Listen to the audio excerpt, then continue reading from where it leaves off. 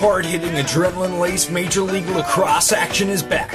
Your Ohio machine is oiled up and ready to rock the competition the only way they know how, through blood, sweat, and gears. Get your tickets now to watch the best lacrosse players in the world dominate the field at Selby Stadium in Delaware, just north of Columbus, all summer long. On the web at theohiomachine.com. We partner with organizations to leverage technology to accelerate their growth and profitability. Associates has really partnered with us to learn our business, understand our needs. Since they've sat on both sides of the desk, not only as implementation experts, but also people who actually use the accounting systems, they were able to build solutions that really help my staff. The breadth of knowledge that Socius delivers in multiple areas of the business has been remarkable. We're Socius. Get to know us and what we can do for you.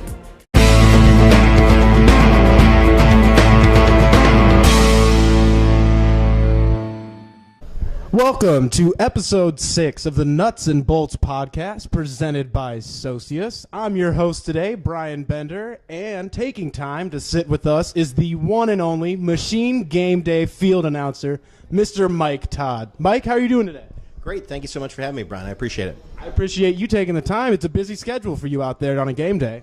It absolutely is. You know, we like to get here a little bit early, and myself, Dave Brewer, and Noah Scharfman, we'll go over the scripts and things of that nature and kind of map out what we want to do as far as contests go and make sure that all of the fans have a positive experience when they're here to watch the machine play. Now, you're going into your third year doing this for the machine. What's the biggest difference on the field that you see this year? Well, I tell you what, you see a lot of talent out there now. And not that we didn't have talent before, we obviously did.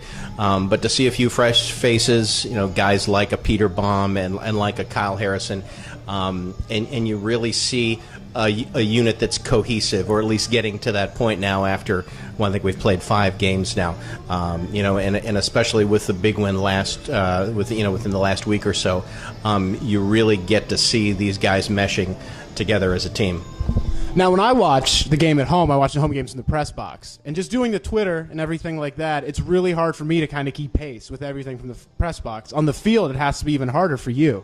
Well, I tell you what makes it a smoother transition for us is that we're so well prepared and that we have so many great people, not only, I guess you'd say, paid staff, but also all of the great volunteers, people who are interns. It can be daunting, but the thing is, it's less daunting because we have so many good people out there helping us on the field with everything that we do. What's your favorite game day contest? Oh my goodness, I really like the dizzy stick. That's really fun. The other one I like is the dress like a player. That's really fun. Anything that the kids are doing, it's such a thrill for them to be out there on a Major League Lacrosse field, competing in whatever they're doing, and they're just happy to be out there. So you kind of live vicariously through them and all the fun that they're having out on the field. How long have you been in Columbus doing various game day activities? Because you're with the Blue Jackets as well. Yeah, that's right. I've been living in Columbus, I'm going to say for about the past 20, this is probably my 22nd year in Central Ohio. Went to Ohio University, and my wife and I moved. She's originally from Columbus. I'm from a small town in Harrison County, Piedmont, Ohio. But I've been in Central Ohio for 22 years, and it's an amazing experience, not only doing the Columbus Blue Jackets, which is a unique animal. I've done the Columbus Destroyers, which was an arena football team. So it's just a real thrill to be a small part of Central Ohio sports. Now, last time I did the podcast, which was episode 4, and I forgot the name of the team we were playing. At the end, I wrapped that up, and everyone got to sit in there and laugh and make fun of me while that was going on. It was epic. It was great. But we were talking with Coach Marzano, who is also the head coach at Wilmington Lacrosse, and you have a connection to Wilmington Lacrosse as well. Yeah, I do. My son Garrick will be a junior this upcoming season, and yeah, he plays for Coach Marzano. And I tell you what, Coach Marzano and Alan Rill are doing a tremendous job there at building the foundation for a great tradition of lacrosse at Wilmington. This was their second season, so they got a few more guys on the roster, and I know that Dom's got a great recruiting class coming in this next year. But it's very rewarding as a sports fan, and for me, more importantly, as a parent, to see the great job that they're doing down at Wilmington, the support that they have through the athletic department. You're so excited to see what the future holds for Wilmington men's lacrosse. Coach Marzano's a really, he's an energetic guy. He knows what he's talking about. What was the biggest difference year 1 to year 3? I would say the biggest difference year 1 till now is, I think, just getting more people in there. I think seeing a little bit more consistency from certain positions.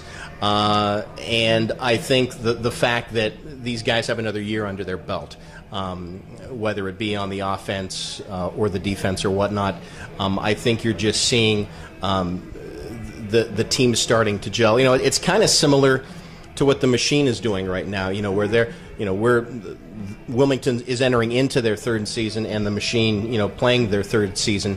I think you begin to see things starting to click for certain guys, and with the Machine, I think you're going to see more immediate results. With Wilmington, they're still going through their growing pains, and that's going to happen with any new program. So, but I just think that it's and you ask any parent of a Wilmington men's lacrosse player, they're going to tell you the same thing: is that you're encouraged by what you see, the progress, and you're encouraged by what the future holds for them. Well, a lot of people in the Columbus area have Twitter, and they follow you on Twitter, and you have a very unique and interesting story behind your Twitter handle, so why don't we go ahead and talk about that? Okay, my Twitter handle is @AutoBuzzkill, OTTO Buzzkill. And how that came about was working for the Blue Jackets. If we win a game, I will interview a player. And I'm, no sports journalist by any stretch of the imagination. It's a real quick question, and and they answer, and it gets the crowd pumped up. Well, a sports writer put in the paper that listening to one of my post-game interviews was an automatic buzzkill, and I was like, "Ouch!" Okay. But then I thought, well, number one, what a great name for a heavy metal band. I could just, automatic buzzkill. But I thought, you know what? That's a cool Twitter handle. So that's where that came from, and it stuck. It stuck for a while. It's a pretty good Twitter handle, if I have to say, as far as the creativity department goes, because some of them are pretty bland with last name, number here. Maybe mine. I don't know. So as far as when you're on the game, what's your favorite part when you're down in the field, looking up into the crowd or down on the ice? What's your favorite part about that interaction with the fans? Because it's a unique interaction. It is a unique interaction, and I think what lacrosse fans and hockey fans have in common is their enthusiasm for the sport, the way they follow it. I think that's one of the most rewarding things. It's nice to see families there. At sporting events, it's nice to see parents there with their kids. Their kids are excited about the game. With hockey, I'm excited to see the young people who go out and play games in between periods. And here, it's nice to see that the kids come to the game. And kind of like when you bring your ball glove to a baseball game, it's cool to see the kids who come to the Ohio Machine games, and they've all got their little cross sticks in their hand. Even though they're not playing the game, they've still got that stick in their hand. And I hear so many lacrosse parents and lacrosse coaches, that's one of the big things they say to the young people is keep that stick in your hand. So I would just say it's the general shared experience of being able to be at a sporting event where everyone's enjoying themselves. Yes, you're there for the athletic competition specifically, but it's also nice that people are here. That they're coming out socially. They're coming out because they took time out of their day, spending their hard-earned money to come and enjoy a sporting event like watching the Ohio Machine play. And speaking of the Machine, especially this year, as we were talking about earlier, with lots of younger players coming in through the draft, and especially high draft picks like Peter Baum, a Marcus Holman, and a Tom Schreiber, what do you see for them in the future as they continue to gel with this older team? Not so much older in age, but the team that has been here before. Well, I think that's how you build a successful sports team. And I don't care what team you have. Football, baseball, basketball, hockey, lacrosse. You build through youth, You know, that's how you're going to build a consistently successful team, is that you have young players out there who can help develop a tradition of winning and a tradition of success. But I think you also need to have that that sprinkling of veteran leadership, you know, guys who have been there before, coaches who have been there before, so that you have that right mixture and you get a successful result. All right, Mike, one last thing before we get you out of here, because you have a pretty big job to do tonight. Yeah, it's a big one. When you read Otto Buzzkill's Twitter bio, the first thing that pops up there is Dairy Queen owner. So I can't let you get out of here without you telling everybody what your favorite Blizzard is. Oh my goodness! Yeah, Dairy Queen. I have 2 Dairy Queens in Central Ohio, and my favorite Blizzard. I tell you what, my standby is the Reese Cup. I tell you what, I can, and I may do a little variation of that. I may put some Reese Cups in there, and I may put a little extra peanut butter or some chocolate fudge or whatnot. But I tell you what, the Reese Cup is my go-to Blizzard every time. I'm going to have to agree with you there. Mike, thanks a lot for taking the time and coming into the Nuts and Bolts podcast presented by Socius. I'm Brian Bender, and we will see you next time.